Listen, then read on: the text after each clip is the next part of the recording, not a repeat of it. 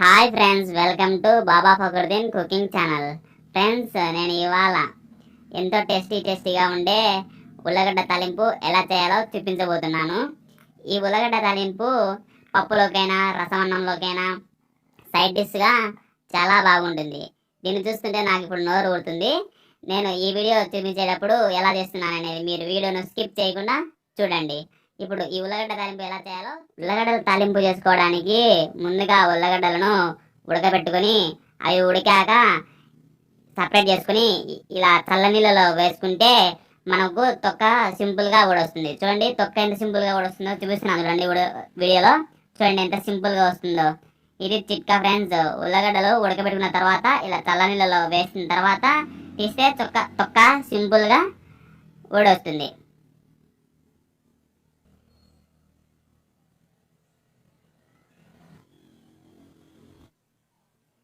ఇలా తొక్క తీసుకున్న తర్వాత ఉల్లగడ్డలను కత్తి సహాయంతో మనము చిన్న చిన్న ముక్కలుగా కోసుకోవాలి.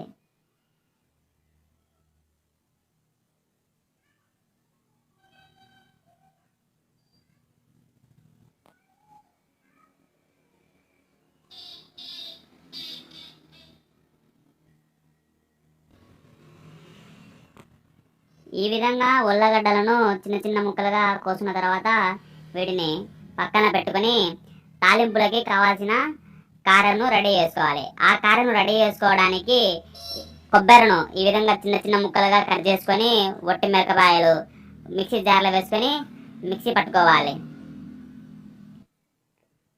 ఈ విధంగా మిక్సీ పట్టుకోవాలి. ఈ ఒట్టి మిరపకాయలు వేసాను కానీ ఫ్రెండ్స్, ఇవి మన చాయిస్. మనకు కారం ఎక్కువ కావాలంటే ఎక్కువ వేసుకోవచ్చు, తక్కువ కావాలంటే తక్కువ వేసుకోవచ్చు. ఈ విధంగా మిక్సీ పట్టుకున్న తర్వాత కొద్దిగా పుట్నాల పప్పులు వేసుకోవాలి. కొన్ని పుట్నాల పప్పు వేసుకున్న తర్వాత అందులో కాస్త రుచికి తగినంత ఉప్పును వేసుకోవాలి. మన టేస్ట్ తగినంత ఉప్పును వేసుకోవాలి. ఈ విధంగా వేసుకున్న తర్వాత వీటిని మళ్ళీ మిక్సీ పట్టుకోవాలి. ఈ విధంగా మిక్సీ పట్టుకోవాలి. ఇది ఎలా ఉండాలంటే చాలా స్మూత్గా ఉండాలి. వీడియో చూపిస్తాను చూడండి. ఈ విధంగా చాలా స్మూత్గా ఉండాలి. ఈ విధంగా చాలా స్మూత్గా ఉండాలి. పరకగా ఉంటే సరిగా ఉండదు పొటాటో ఫ్రై అనేది. ఈ విధంగా స్మూత్గా ఉన్న తర్వాత ఇందులో మనం కొన్ని తెల్లగాయలు వేసుకోవాలి. తెల్లగాయలు వేసుకొని మళ్ళీ మిక్సీ పట్టుకోవాలి. తాలింపు పెట్టుకోవడానికి మొదటిగా మనము కడాయి పెట్టుకొని స్టవ్ వెలిగించుకొని అందులో కాస్త నూనెను వేసుకోవాలి.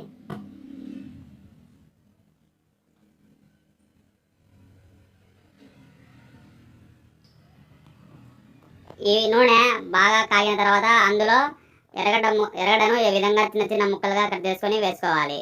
ఒక పెద్ద ఎర్రగడ్డ తీసుకుంటే సరిపోతుంది. ఇప్పుడు నేను మీడియం సైజువి 2 గడ్డలు తీసుకున్నాను. అవి ఈ విధంగా చిన్న చిన్న ముక్కలుగా కట్ చేసుకొని నూనెలో వేసుకోవాలి.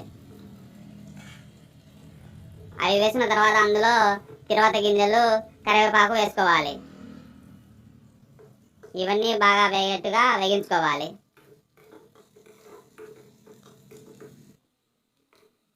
ఈ విధంగా ఎర్రగడ్డలు గోల్డ్ కలర్ వచ్చేంత వరకు వేగిన తర్వాత మనం ముందుగానే కట్ చేస్తున్నాం కదా ఉల్లగడ్డని ఈ విధంగా ముక్కలు, అవి వేసుకొని కలుపుకోవాలి.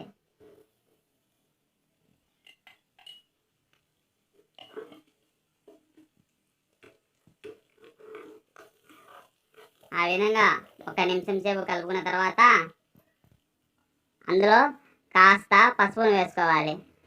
పసుపును వేసుకోవడం వలన మంచి కలర్ వస్తుంది. చూడండి, ఉల్లగడ్డలకు బాగా మంచి కలర్ వస్తుంది కదా.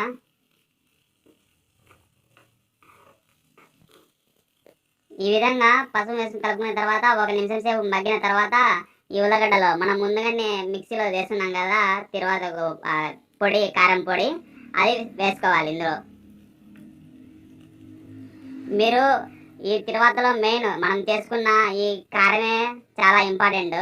మీరు వీడియోను స్కిప్ చేయకుండా చూడండి ఫ్రెండ్స్.